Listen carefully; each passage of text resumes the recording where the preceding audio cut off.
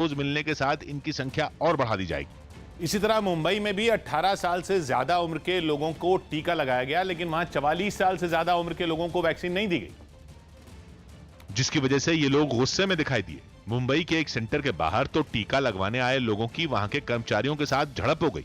बताया गया कि वैक्सीन की कमी होने की वजह से वहां 44 साल से ज्यादा उम्र के लोगों को टीका लगाने से मना कर दिया गया। कुछ लोगों को पहले से कहा गया था कि उन्हें मंडे को वापस आना है सेकेंड डोज के लिए, लेकिन जब वो यहाँ पर पहुँच रहे हैं तो उन्हें ये पता चल रहा है कि आज उन्हें वैक्सीन नहीं मिलेगा। इनमें भी कई लोग तो ऐसे थे जिनको पहली डोज लग चुकी थी और वो दूसरी डोज लेने पहुंचे थे, लेकिन नियमों की दलील देकर उन्हें लौटा दिया गया। सेकेंड डोज जो 45 प्लस 65 प्लस है उनकी परमिशन या सेशन अलॉट नहीं हुए। हालांकि 18 साल से 44 साल की उम्र वाले जिन लोगों ने वहां रजिस्ट्रेशन कराया था वो आसानी से टीका लगवाते नजर आए।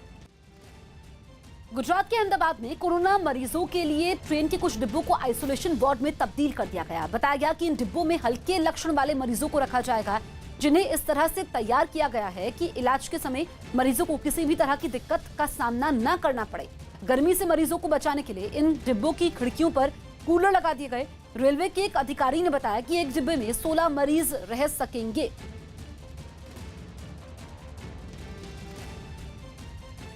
उन्नीस कोच अभी तैयार किए हैं। छत के ऊपर में भी व्यवस्था कर रहे हैं कि थोड़ा सा ठंडा हो। दूसरी लहर से मचे हाहाकार में आईपीएल भी कोरोना वायरस से नहीं बच पाया और 2 टीमों के खिलाड़ी या सदस्य इसकी चपेट में आ गए।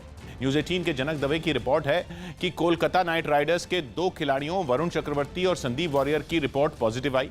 हालांकि टीम के बाकी खिलाड़ियों या स्टाफ की रिपोर्ट नेगेटिव है, जबकि पिछले 4 दिनों में तीसरी बार हुए टेस्ट में वरुण चक्रवर्ती और संदीप वॉरियर पॉजिटिव पाए गए। इसके बाद रॉयल चैलेंजर्स बैंगलोर के खिलाफ होने वाला मैच टालना पड़ा।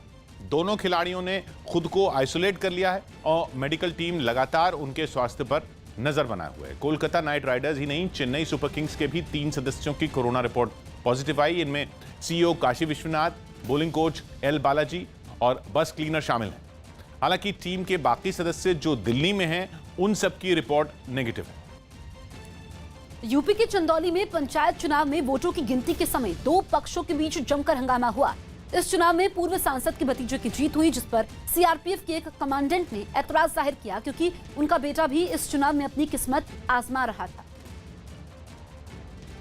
लेकिन आरोप है कि मतगणना केंद्र पर सीआरपीएफ कमांडेंट अपने जवानों के साथ पहुंच गए और उन्होंने काउंटिंग पर असर डालने की कोशिश की, जिस पर पूर्व सांसद रामकिशन भड़क गए और उन्होंने पुलिस से इसकी शिकायत की। आप नहीं आ सकते हैं। मैं क्या बात सुनूं? अब इतनी बड़ी फौज चले क्या है?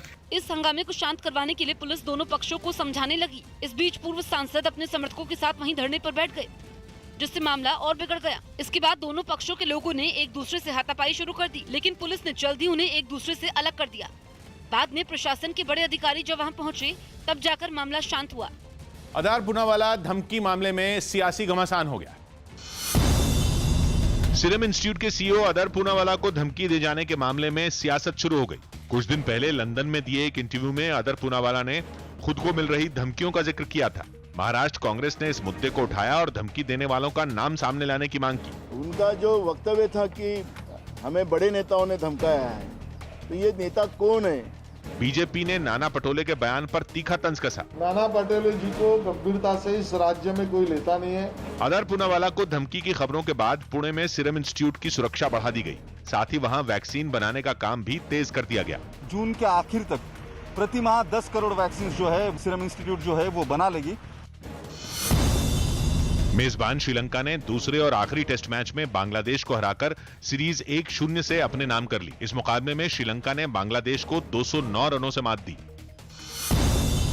मध्य प्रदेश सरकार ने भी राज्य के मान्यता प्राप्त पत्रकारों को कोरोना योद्धा घोषित कर दिया। रेलवे ने नागपुर नगर निगम को 11 कोविड कोच सौंप दिए।